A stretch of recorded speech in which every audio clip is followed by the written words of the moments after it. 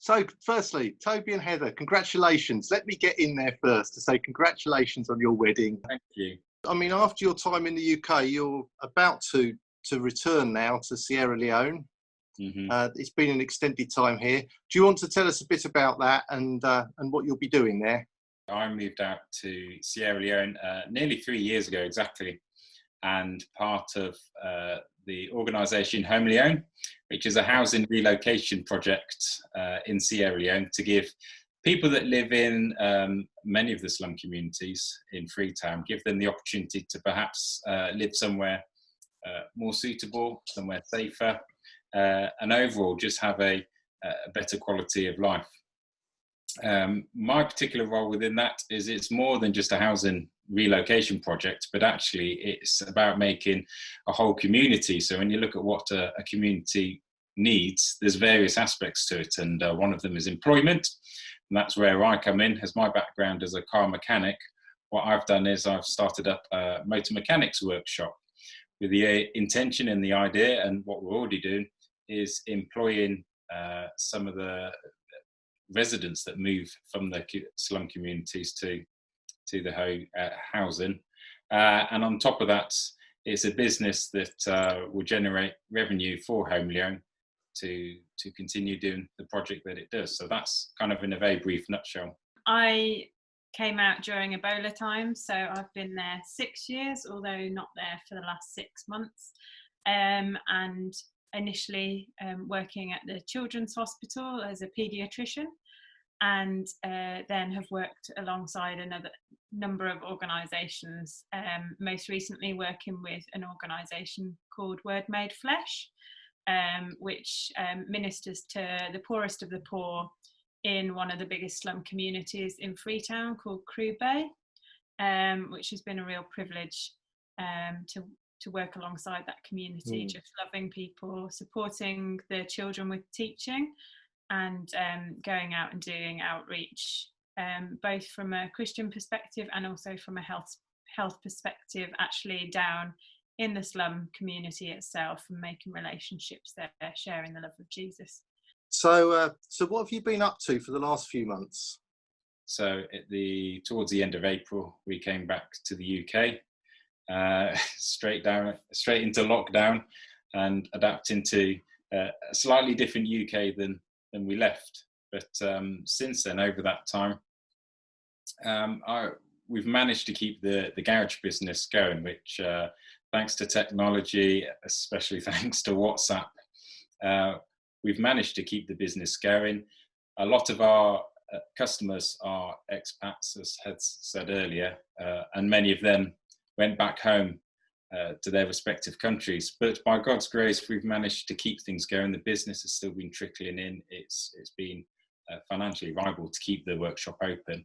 So during the entire time, it's been business as normal. And really my job has been dealing with the customers, booking in the vehicles, then updating my mechanic with the jobs that are going to be coming in. He fixes the vehicle, and then my mechanics communicate with me what they've done. From that, I draw up an invoice and I email it back to the customer. So it's been interesting managing a car repair workshop from 3,000 miles away. Yeah, I mean, I'm also looking forward to getting back just to see my two mechanics. We had a video call with them briefly earlier, and it sort of did make me miss the workshop. They did a little video call, did a greeting, and showed me around the workshop to show me how things are. And I thought, yeah, I'd like it's all still there. Yeah, it's all still there. One thing that Toby's failed to mention is he's also spent lockdown managing me as well. So when we came back, I'd already been contacted by the NHS for the COVID response recruitment, and so I jumped through all the hoops and did all the training for that, but unfortunately never got a position. So how do you feel now about going back?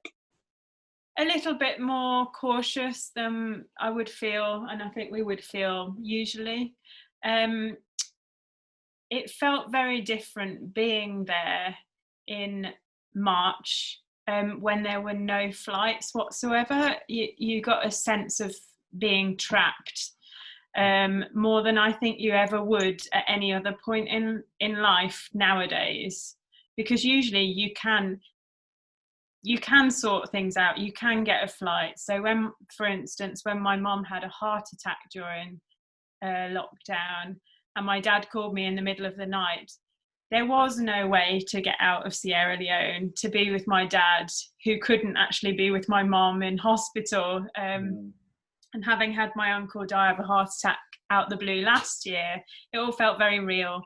So so it does feel more insecure in that way, that there are less flights, and even with the flights that there are, you just never know when things are going to shut down again. So how can Hope Church be involved? How can they support you and hold you up at this time?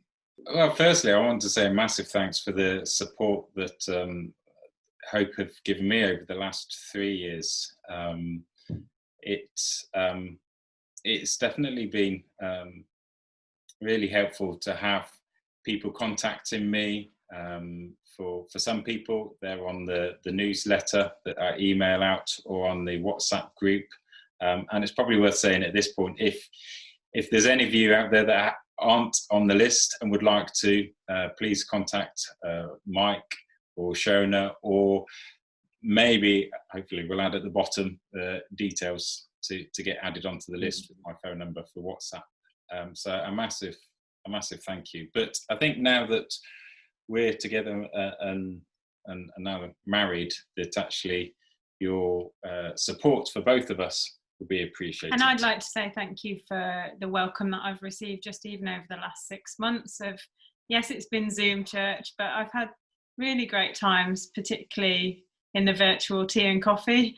I really feel like despite the circumstances, I've really been able to get to know quite a few of you. So thank you so much for taking me into your family, your church family, despite these weird and wonderful times. We've got some prayer points. So the first would be, obviously we're settling into married life, and we're settling into married life, living together.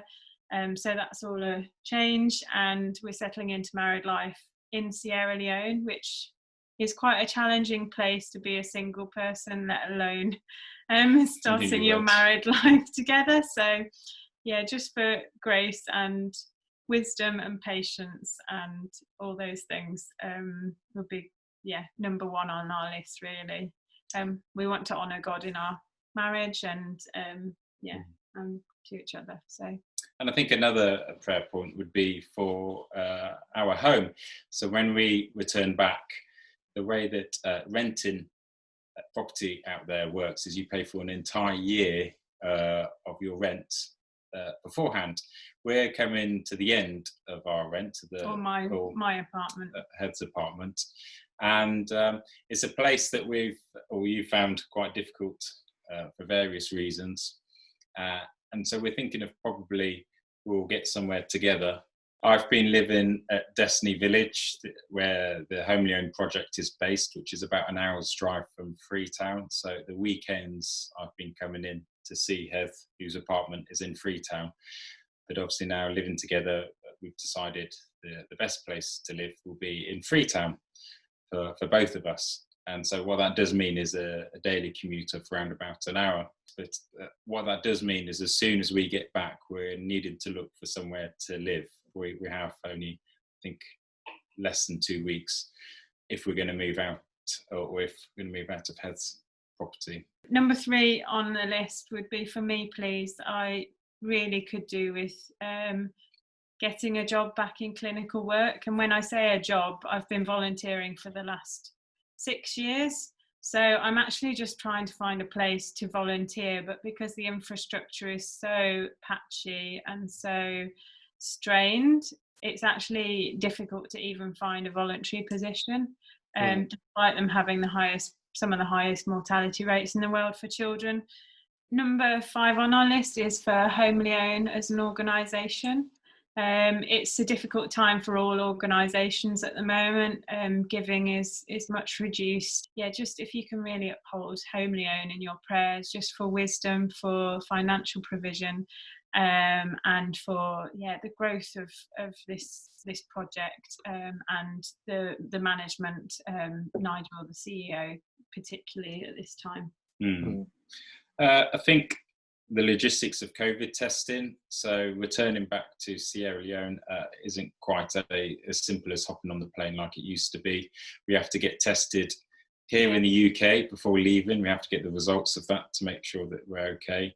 And then we get tested on the other side on landing in Sierra Leone and tested at the airport. So that's a little bit more problematic. So at any point there could be a problem with that, which might mean that entry into the country could be denied. It might mean that we could end up in quarantine in Sierra Leone, which we've heard is actually worse than terrible. And also the associated costs of all that, if we were having to quarantine because one of our tests were borderline. Sort of finances as well, and making sure that we can sort of keep ourselves afloat. I'm massively thankful as a couple now. I'm really so thankful for all the support that I've had. And it was one of the things that I found quite humbling before leaving 3 years ago, just how supportive people were and willing me to get involved in this project. And it was a bit of a leap of faith to leave my teaching job. But sure enough, people stepped up and have been supporting me for the last 3 years. So that's been a big help. But obviously now there's two of us, and we both volunteers and both want to continue doing what we're doing. So your prayers on that would be greatly received. Thank you very much. It's been lovely to talk to you. Thank you. And we hope to join you from Sierra Leone. Yes.